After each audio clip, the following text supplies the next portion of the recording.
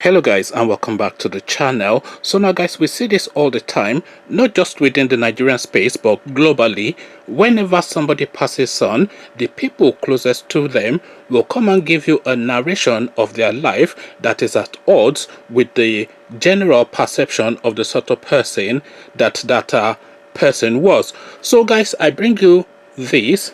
Aisha Kyari's daughter reveals why late Chief of Staff never defended himself whilst working for Buhari. So this is now Aisha Kyari's daughter trying now to whitewash his history now that he's gone, to try and rebrand the man from what is the general perception of him. So the headline again, Aisha Kyari's daughter reveals why late Chief of Staff never defended himself whilst working for Buhari.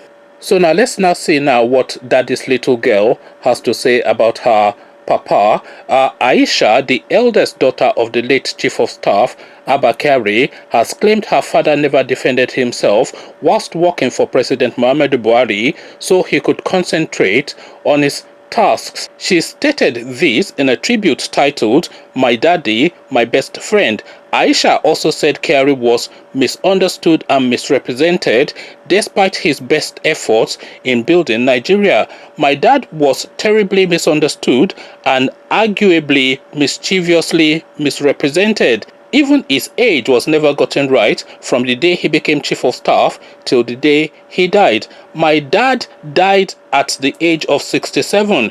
He was often mistaken for the late Brigadier Aisha Kyari, who was indeed in his 80s. For clarity, my dad was capable of defending himself. The reason he didn't is that it would have distracted him from his primary assignment of serving his principal and by extension his country," Aisha wrote. Kyari's death was announced on April the 17th. So now this is now Kyari's daughter Aisha. Of course, we've come across this girl, by the way, on this channel in a previous video done about a week or so ago now, where she was defending her father yet again against comments from a Nigerian socialite. I can't quite remember the name of the lady that was commenting about her father, some Yoruba lady married to some Igbo guy, so some prominent name. So she felt the need to come and defend her father then. So now she continues to try and rebrand him now with this now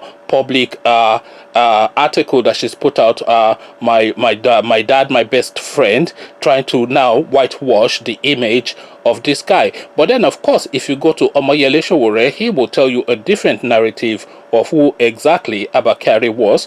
If you go to Nnamdi Kanu, he certainly will tell you a full narrative, a full narration of who he thinks and experienced Aisha Kyari to be.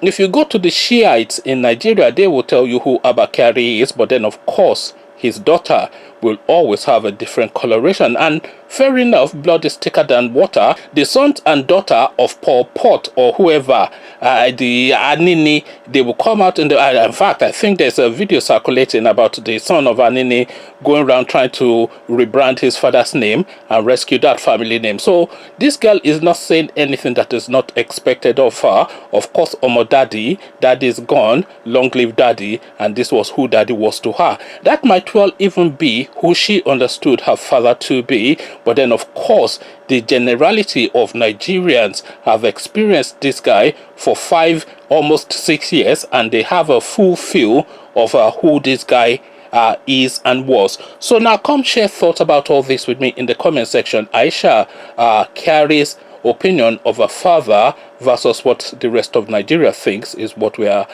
debating on this video. So come share thoughts about this with me in the comment section. But before you do that, click on the red subscribe button so it turns gray. Bell button notifies you every time I drop a new video. Then friend or foe, Aisha Kyari, this is the question. Come give answers in the comment section. So I'll leave you here, join you in the comment section. But here I say peace.